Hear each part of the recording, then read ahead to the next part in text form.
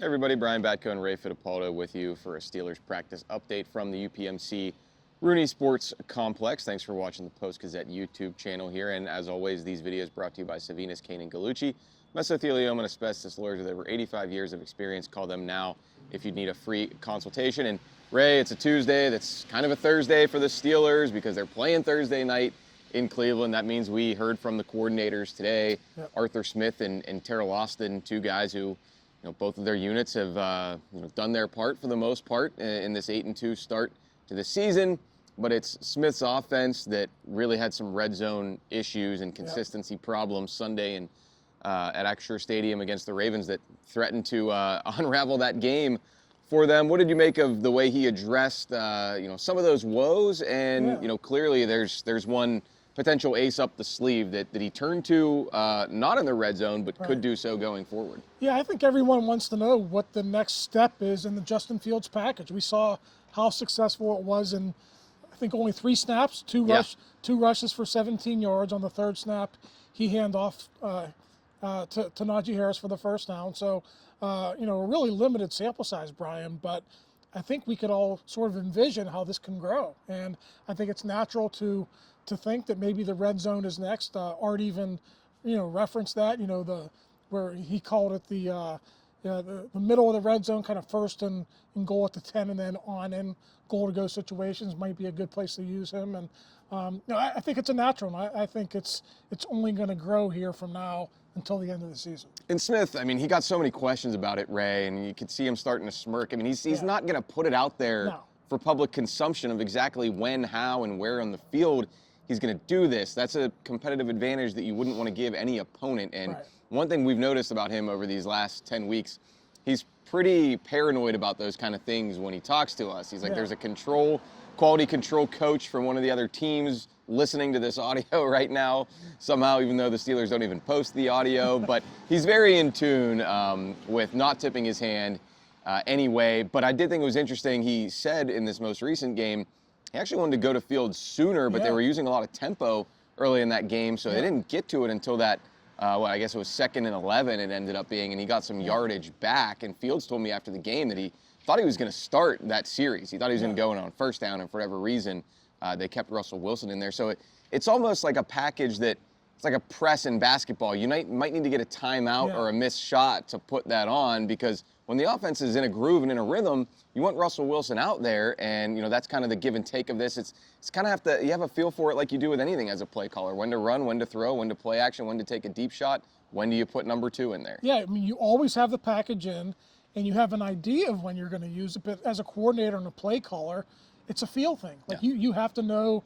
And he's done this before. He talked a lot about his tenure in Tennessee. I didn't even realize this. The Ryan Tannehill, Marcus Mariota duo, I guess, was on the field together at times. I don't think we're going to see that from the Steelers, but he does have some experience with, a quarterback wrinkle, if you will. Although Jerry did ask him today, are we going to see Russell Wilson flanked out? And he said, we'll see. So I don't. Just don't try to block the guy across from you, I guess. Yeah, exactly. But, it's interesting, Brian. I was doing some research. I think we all know in the Steelers past, I know it was 30 years ago, but you had Kordell Stewart, who early in his career, before he became a starter, was this slash player. They used him as a quarterback.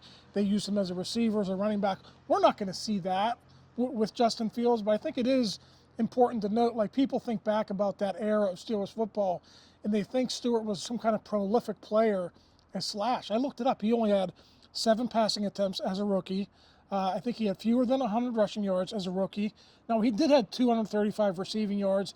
He had a 71-yard touchdown. But I think people just remember the key moments and the great plays that he made, but they weren't playing him. It was more situational. It was situational. I think that's exactly what we're going to see here with Justin Fields down the stretch. You're not going to see him for 15, 20 snaps a game. You might see him for 7 or 10, and that might even be a little bit high. And while we're on the topic of the red zone, Pat Freiermuth hasn't been involved as much as we thought. His production never really got off the ground much this season after the extension, and has dipped even further with Russell Wilson taking over for Fields. I got asked a lot of questions about that in my chat today, and went back and looked this up. Russell Wilson's never been a real tight end friendly quarterback. Now, you can argue circumstances. He didn't have a lot of great ones in his time in Seattle and in Denver, but a guy who really has contributed a lot lately and can be an asset in the red zone, Darnell Washington, Arthur Smith had a lot of good things to say about him yet again today. Yeah, and Darnell, if you look at the snap distribution throughout the season, it's pretty equal. Yeah, it was 45 and 45 against the Ravens. Yeah, and Pat, I think, only played 58% of the snaps, so Darnell obviously had the same percentage.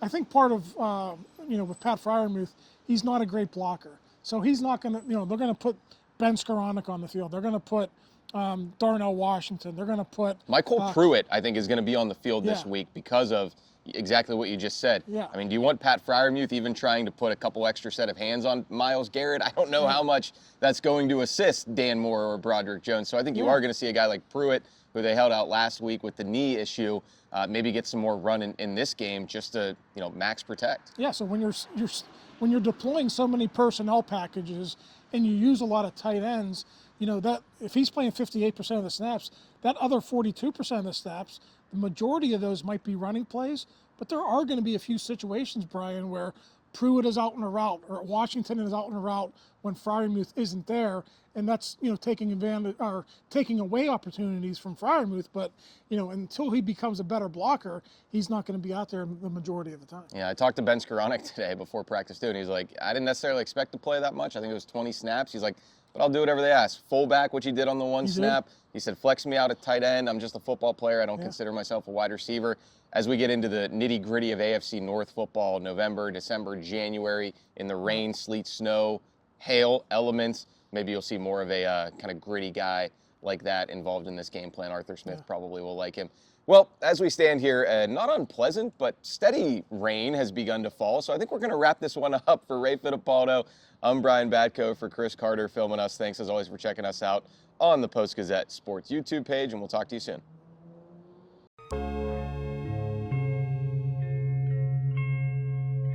Thank you for checking out this content from Post-Gazette Sports. If you watch this video on YouTube, please like the video and subscribe to our channel. For all of the sports coverage the Post-Gazette has to offer, visit post-gazette.com.